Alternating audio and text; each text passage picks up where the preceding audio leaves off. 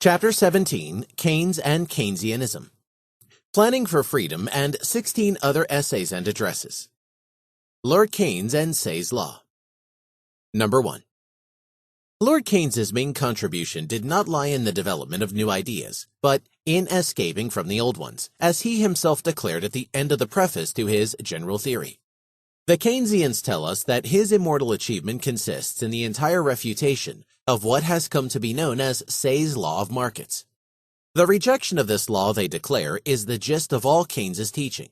All other propositions of his doctrine follow with logical necessity from this fundamental insight, and must collapse if the futility of his attack on Say's Law can be demonstrated. Now it is important to realize that what is called Say's Law was in the first instance designed as a refutation of doctrines popularly held in the ages preceding the development of economics as a branch of human knowledge. It was not an integral part of the new science of economics as taught by the classical economists. It was rather a preliminary, the exposure and removal of garbled and untenable ideas which dimmed people's minds and were a serious obstacle to a reasonable analysis of conditions. Whenever business turned bad, the average merchant had two explanations at hand. The evil was caused by a scarcity of money and by general overproduction. Adam Smith, in a famous passage in The Wealth of Nations, exploded the first of these myths. Say devoted himself predominantly to a thorough refutation of the second. As long as a definite thing is still an economic good and not a free good, its supply is not, of course, absolutely abundant. There are still unsatisfied needs which a larger supply of the good concerned could satisfy. There are still people who would be glad to get more of this good than they are really getting. With regard to economic goods, there can never be absolute overproduction. And economics deals only with economic goods, not with free goods such as air, which are no object of purposive human action, are therefore not produced, and with regard to which the employment of terms like underproduction and overproduction is simply nonsensical. With regard to economic goods, there can be only relative overproduction. While the consumers are asking for definite quantities of shirts and of shoes, business has produced, say, a larger quantity of shoes and a smaller quantity of shirts. This is not general overproduction of all commodities. To the overproduction of shoes corresponds an underproduction of shirts. Consequently, the result cannot be a general depression of all branches of business. The outcome is a change in the exchange ratio between shoes and shirts. If, for instance, previously one pair of shoes could buy 4 shirts, it now buys only 3 shirts. While business is bad for the shoemakers, it is good for the shirt makers. The attempt to explain the general depression of trade by referring to an allegedly general overproduction are therefore fallacious. Commodities, says Say, are ultimately paid for not by money but by other commodities. Money is merely the commonly used medium of exchange. It plays only an intermediary role. What the seller wants ultimately to receive in exchange for the commodity sold is other commodities. Every commodity produced is therefore a price, as it were, for other commodities produced. The situation of the producer of any commodity is improved by any increase in the production of other commodities. What may hurt the interests of the producer of a definite commodity is his failure to anticipate correctly the state of the market. He has overrated the public's demand for his commodity and underrated its demand for other commodities. Consumers have no use for such a bungling entrepreneur. They buy his products only at prices which make him incur losses, and they force him, if he does not in time correct his mistakes, to go out of business. On the other hand, those entrepreneurs who have better succeeded in anticipating the public demand earn profits and are in a position to expand their business activities. This, says Say, is the truth behind the confused assertions of businessmen that the main difficulty is not in producing but in selling. It would be more appropriate to declare that the first and main problem of business is to produce in the best and cheapest way those commodities which will satisfy the most urgent of the not yet satisfied needs of the public. Thus, Smith and Say demolish the oldest and most naive explanation of the trade cycle as provided by the popular effusions of inefficient traders. True, their achievement was merely negative. They exploded the belief that the recurrence of periods of bad business was caused by a scarcity of money and by a general overproduction. But they did not give us an elaborated theory of the trade cycle. The first explanation of this phenomenon was provided much later by the British Currency School. The important contributions of Smith and Say were not entirely new and original. The history of economic thought can trace back some essential points of their reasoning to older authors. This in no way detracts from the merits of Smith and Say. They were the first to deal with the issue in a systematic way and to apply their conclusions to the problem of economic depressions. They were therefore also the first against whom the supporters of the spurious popular doctrine directed their violent attacks. Sismondi and Malthus chose Say as the target of passionate volleys when they tried, in vain, to salvage the discredited popular prejudices. Number 2. Say emerged victoriously from his polemics with Malthus and Sismondi. He proved his case while his adversaries could not prove theirs. Henceforth, during the whole rest of the 19th century, the acknowledgement of the truth contained in Say's law was the distinctive mark of an economist. Those authors and politicians who made the alleged scarcity of money responsible for all ills and advocated inflation as the panacea were no longer considered economists but monetary cranks. The struggle between the champions of sound money and the inflationists went on for many decades, but it was no longer considered a controversy between various schools of economists. It was viewed as a conflict between economists and anti-economists, between reasonable men and ignorant zealots. When all civilized countries had adopted the gold standard or the gold exchange standard, the cause of inflation seemed to be lost forever. Economics did not content itself with what Smith and Say had taught about the problems involved. It developed an integrated system of theorems which cogently demonstrated the absurdity of the inflationist sophisms. It depicted in detail the inevitable consequences of an increase in the quantity of money in circulation and of credit expansion. It elaborated the monetary or circulation credit theory of the business cycle, which clearly showed how the recurrence of depressions of trade is caused by the repeated attempts to stimulate business through credit expansion. Thus, it conclusively proved that the slump, whose appearance the inflationists attributed to an insufficiency of the supply of money, is on the contrary the necessary outcome of attempts to remove such an alleged scarcity of money through credit expansion. The economists did not contest the fact that a credit expansion in its initial stage makes business boom. But they pointed out how such a contrived boom must inevitably collapse after a while and produce a general depression. This demonstration could appeal to statesmen intent on promoting the enduring well-being of their nation. It could not influence demagogues who care for nothing but success in the impending election campaign and are not in the least troubled about what will happen the day after tomorrow. But it is precisely such people who have become supreme in the political life of this age of wars and revolutions. In defiance of all the teaching of the economists, inflation and credit expansion have been elevated to the dignity of the first principle of economic policy. Nearly all governments are now committed to reckless spending and finance their deficits by issuing additional quantities of unredeemable paper money and by boundless credit expansion. The great economists were harbingers of new ideas. The economic policies they recommended were at variance with the policies practiced by contemporary governments and political parties. As a rule, many years, even decades passed before public opinion accepted the new ideas as propagated by the economists and before the required corresponding changes in policies were effected. It was different with the new economics of Lord Keynes.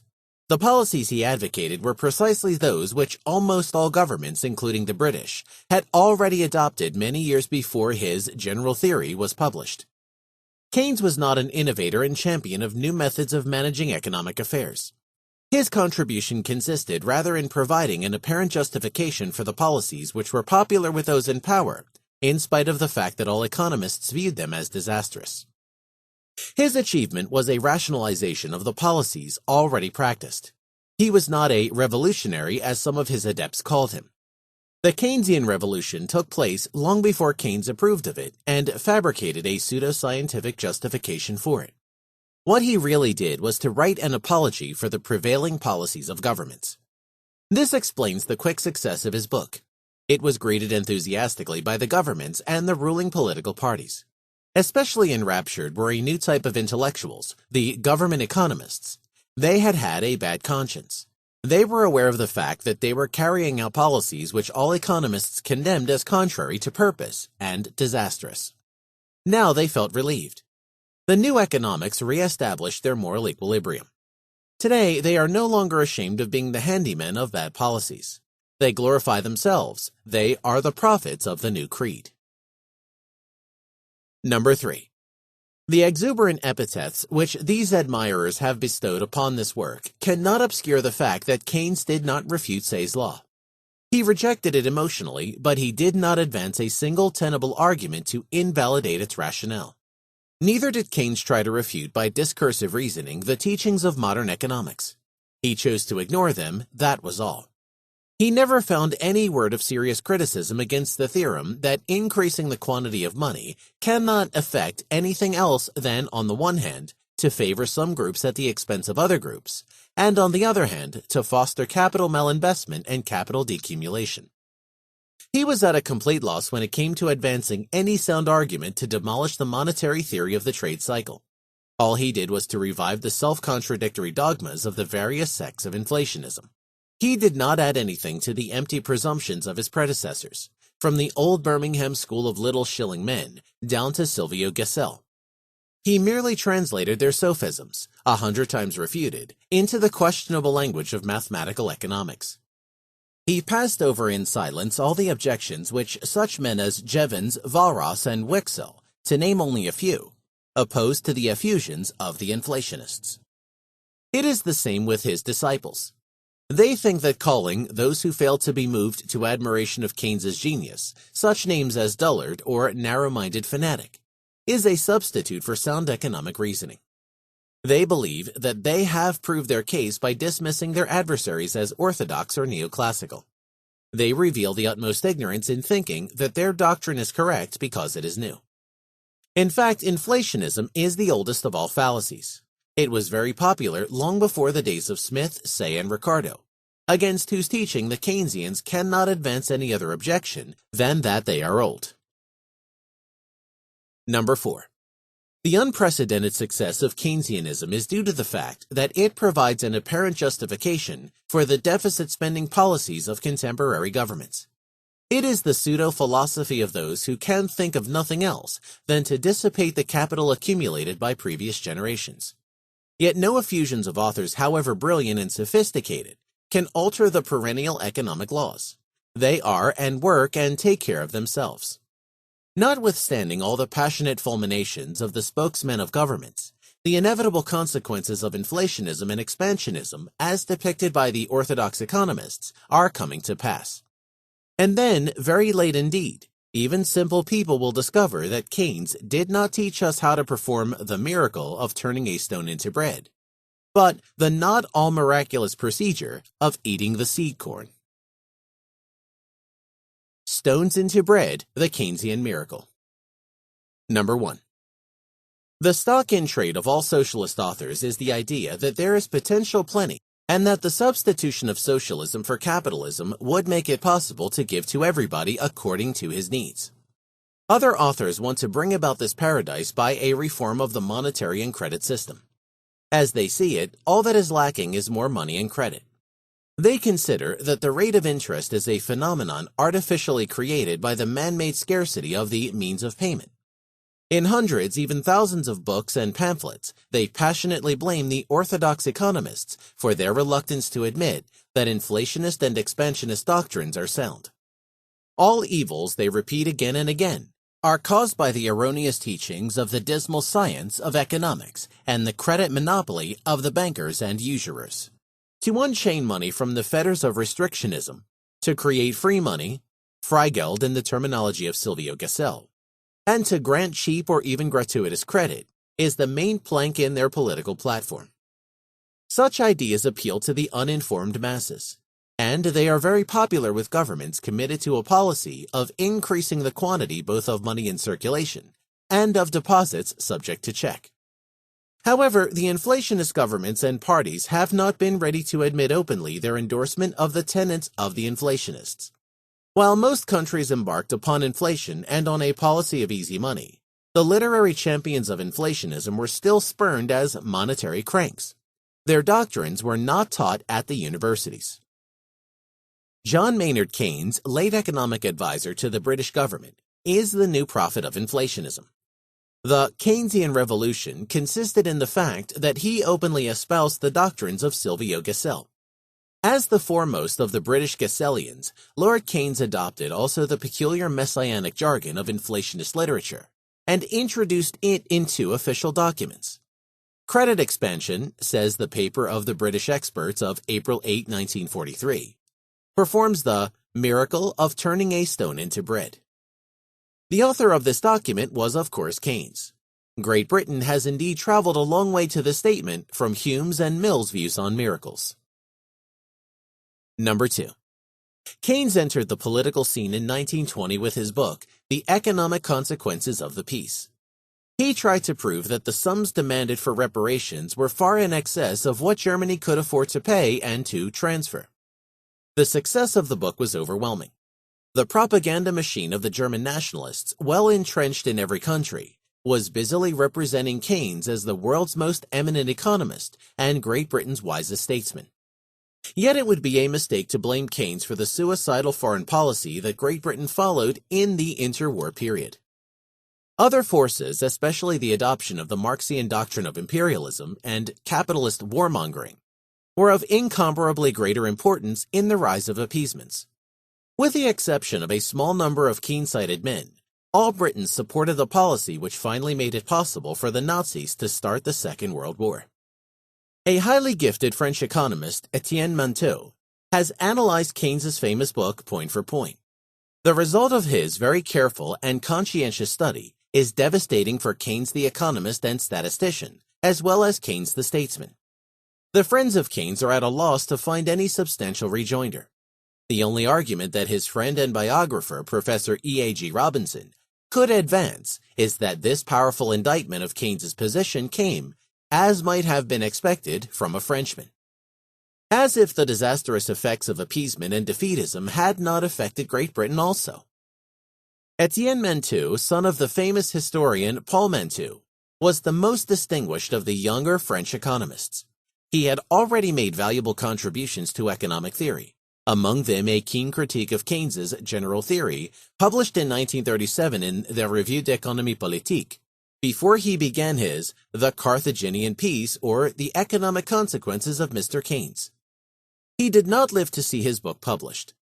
As an officer in the French forces, he was killed on active service during the last days of the war. His premature death was a heavy blow to France, which is today badly in need of sound and courageous economists. Number 3.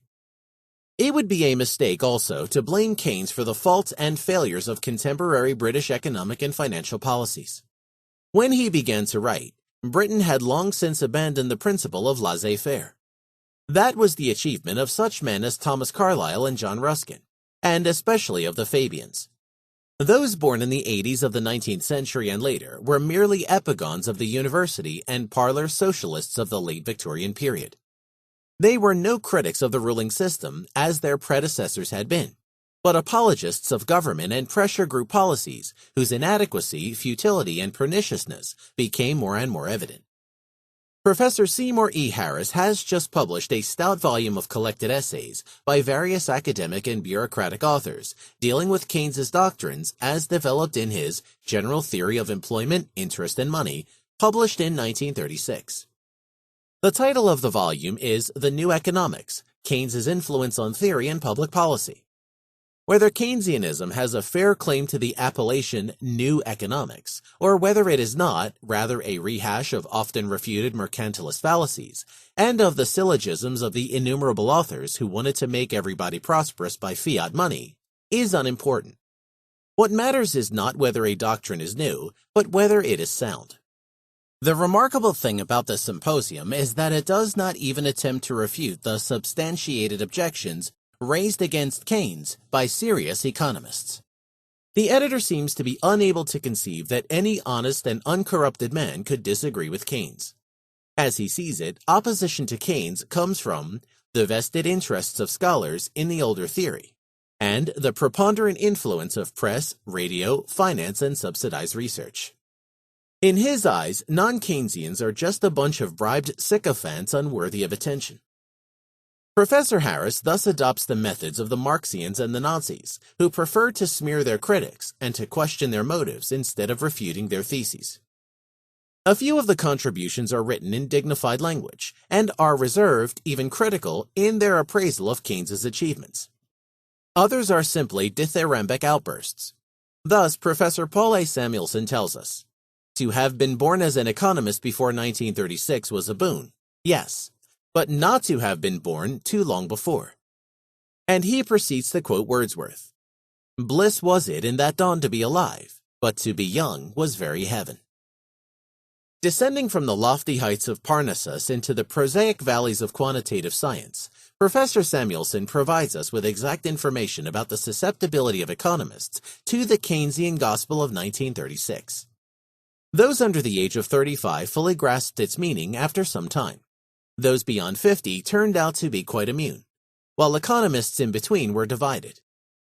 After thus serving us a warmed-over version of Mussolini's Giovinezza theme, he offers more of the outworn slogans of fascism. Example, the wave of the future. However, on this point, another contributor, Mr. Paul M. Sweezy, disagrees. In his eyes, Keynes, tainted by the shortcomings of bourgeois thought, as he was, is not the savior of mankind, but only the forerunner whose historical mission it is to prepare the British mind for the acceptance of pure Marxism, and to make Great Britain ideologically ripe for full socialism. Number 4. In resorting to the method of innuendo and trying to make their adversary suspect by referring to them in ambiguous terms, allowing of various interpretations, the camp followers of Lord Keynes are imitating their idol's own procedures. For what many people have admiringly called Keynes's brilliance of style and mastery of language were in fact cheap rhetorical tricks. Ricardo, says Keynes, conquered England as completely as the Holy Inquisition conquered Spain. This is as vicious as any comparison could be. The Inquisition, aided by armed constables and executioners, beat the Spanish people into submission. Ricardo's theories were accepted as correct by British intellectuals, without any pressure or compulsion being exercised in their favor. But in comparing the two entirely different things, Keynes obliquely hints that there was something shameful in the success of Ricardo's teachings, and that those who disapprove of them are as heroic, noble, and fearless champions of freedom, as were those who fought the horrors of the Inquisition. The most famous of Keynes's apertus is, "Two pyramids, 2 masses for the dead, are twice as good as one, but not so 2 railways from London to York." It is obvious that this sally worth of a character in a play by Oscar Wilde or Bernard Shaw does not in any way prove the thesis that digging holes in the ground and paying for them out of savings will increase the real national dividend of useful goods and services. But it puts the adversary in the awkward position of either leaving an apparent argument unanswered or of employing the tools of logic and discursive reasoning against sparkling wit. Another instance of Keynes's techniques is provided by his malicious description of the Paris Peace Conference. Keynes disagreed with Clemenceau's ideas. Thus, he tried to ridicule his adversary by broadly expatiating upon his clothing and appearance, which it seems did not meet with the standards set by London outfitters. It is hard to discover any connection with the German reparations problem in the fact that Clemenceau's boots were of thick black leather, very good but of a country style, and sometimes fastened in front, curiously, by a buckle instead of laces. After 15 million human beings had perished in the war, the foremost statesmen of the world were assembled to give mankind a new international order and lasting peace. And the British Empire's financial expert was amused by the rustic style of the French Prime Minister's footwear. 14 years later, there was another international conference.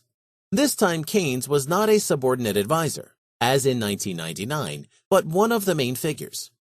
Concerning this London World Economic Conference of 1933, Professor Robinson observes, "Many economists the world over will remember the performance in 1933 at Covent Garden in honor of the delegates of the World Economic Conference, which owed its conception and organization very much to Maynard Keynes. Those economists who were not in the service of one of the lamentably inept governments of 1933, and therefore were not delegates, and did not attend the delightful ballet evening, will remember the London Conference for other reasons. It marked the most spectacular failure in the history of international affairs of those policies of neo-mercantilism, which Keynes backed. Compared with this fiasco of 1933, the Paris Conference of 1919 appears to have been a highly successful affair. But Keynes did not publish any sarcastic comments on the coats, boots, and gloves of the delegates of 1933. Number 5.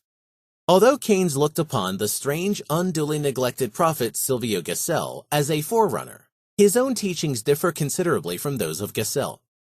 What Keynes borrowed from Gesell, as well as from the host of other pro-inflation propagandists, was not the content of their doctrine, but their practical conclusions and the tactics they applied to undermine their opponent's prestige.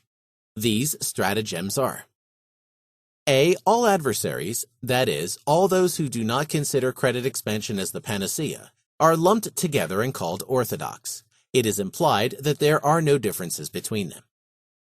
B. It is assumed that the evolution of economic science culminated in Alfred Marshall and ended with him. The findings of modern subjective economics are disregarded. C. All that economists from David Hume on down to our time have done to clarify the results of changes in the quantity of money and money substitutes is simply ignored. Keynes never embarked upon the hopeless task of refuting these teachings by ratiocination. In all these respects, the contributors to the symposium adopt their master's technique. Their critique aims at a body of doctrine created by their own illusions, which has no resemblance to the theories expounded by serious economists. They pass over in silence all that economists have said about the inevitable outcome of credit expansion. It seems as if they have never heard anything about the monetary theory of the trade cycle. For a correct appraisal of the success which Keynes's general theory found in academic circles, one must consider the conditions prevailing in university economics during the period between the two world wars. Among the men who occupied chairs of economics in the last few decades, there have been only a few genuine economists, i.e., men fully conversant with the theories developed by modern subjective economics. The ideas of the old classical economists, as well as those of the modern economists, were caricatured in the textbooks and in the classrooms. They were called such names as old-fashioned, orthodox, reactionary, bourgeois, or Wall Street economics. The teachers prided themselves on having refuted for all time the abstract doctrines of Manchesterism and laissez-faire. The antagonism between the two schools of thought had its practical focus in the treatment of the labor union problem. Those economists, disparaged as orthodox, taught that a permanent rise in wage rates for all people eager to earn wages is possible only to the extent that the per capita quota of capital invested and the productivity of labor increases. If, whether by government decree or by labor union pressure, minimum wage rates are fixed at a higher level than that at which the unhampered market would have fixed them, unemployment results as a permanent mass phenomenon. Almost all professors of the fashionable universities sharply attacked this theory. As these self-styled unorthodox doctrinaires interpreted the economic history of the last 200 years, the unprecedented rise in real wage rates and standards of living was caused by labor unionism and government pro-labor legislation. Labor unionism was, in their opinion, highly beneficial to the true interests of all wage earners and of the whole nation. Only dishonest apologists of the manifestly unfair interests of callous exploiters could find fault with the violent acts of the unions they maintained. The foremost concern of popular government, they said, should be to encourage the unions as much as possible, and to give them all the assistance they needed to combat the intrigues of the employers and to fix wage rates higher and higher. But as soon as the governments and legislatures had vested the unions with all the powers they needed to enforce their minimum wage rates, the consequences appeared which the orthodox economists had predicted. Unemployment of a considerable part of the potential labor force was prolonged year after year. The unorthodox doctrinaires were perplexed. The only argument they had advanced against the orthodox theory was the appeal to their own fallacious interpretation of experience. But now events developed precisely as the abstract school had predicted. There was confusion among the unorthodox. It was at this moment that Keynes published his general theory. What a comfort for the embarrassed progressives! Here, at last, they had something to oppose to the orthodox view. The cause of unemployment was not the inappropriate labor policies, but the shortcomings of the monetary and credit system. No need to worry any longer about the insufficiency of savings and capital accumulation, and about deficits in the public household. On the contrary, the only method to do away with unemployment was to increase effective demand through public spending financed by credit expansion and inflation. The policies which the general theory recommended were precisely those which the monetary cranks had advanced long before, and which most governments had espoused in the Depression of 1929 and the following years. Some people believe that Keynes's earlier writings played an important part in the process which converted the world's most powerful governments to the doctrines of reckless spending, credit expansion, and inflation. We may leave this minor issue undecided. At any rate, it cannot be denied that the governments and peoples did not wait for the general theory to embark upon these Keynesian, or more correctly, Gessellian policies. Number 6. Keynes's general theory of 1936 did not inaugurate a new age of economic policies. Rather, it marked the end of a period. The policies which Keynes recommended were already then very close to the time when their inevitable consequences would be apparent, and their continuation would be impossible. Even the most fanatical Keynesians do not dare to say that present-day England's distress is an effect of too much saving and insufficient spending. The essence of the much-glorified progressive economic policies of the last decade was to expropriate ever-increasing parts of the higher incomes and to employ the funds thus raised for financial public waste and for subsidizing the members of the most powerful pressure groups. In the eyes of the unorthodox, every kind of policy, however manifest its inadequacy may have been, was justified as a means of bringing about more equality. Now this process has reached its end. With the present tax rate and the methods applied in the control of prices, profits, and interest rates, the system has liquidated itself. Even the confiscation of every penny earned above £1,000 a year will not provide any perceptible increase to Great Britain's public revenue. The most bigoted Fabians cannot fail to realize that henceforth, funds for public spending must be taken from the same people who are supposed to profit from it. Great Britain has reached the limit both of monetary expansionism and of spending. Conditions in this country are not essentially different. The Keynesian recipe to make wage rates soar no longer works. Credit expansion on an unprecedented scale engineered by the New Deal for a short time delayed the consequences of inappropriate labor policies. During this interval, the administration and the union bosses could boast of the social gains they had secured for the common man. But now the inevitable consequences of the increase in the quantity of money and deposits has become visible. Prices are rising higher and higher. What is going on today in the United States is the final failure of Keynesianism. There is no doubt that the American public is moving away from the Keynesian notions and slogans. Their prestige is dwindling. Only a few years ago, politicians were naively discussing the extent of national income in dollars without taking into account the changes which government-made inflation had brought about in the dollar's purchasing power. Demagogues specified the level to which they wanted to bring the national dollar income. Today, this form of reasoning is no longer popular. At last, the common man has learned that increasing the quantity of dollars does not make America richer. Professor Harris still praises the Roosevelt administration for having raised dollar incomes, but such Keynesian consistency is found today only in classrooms.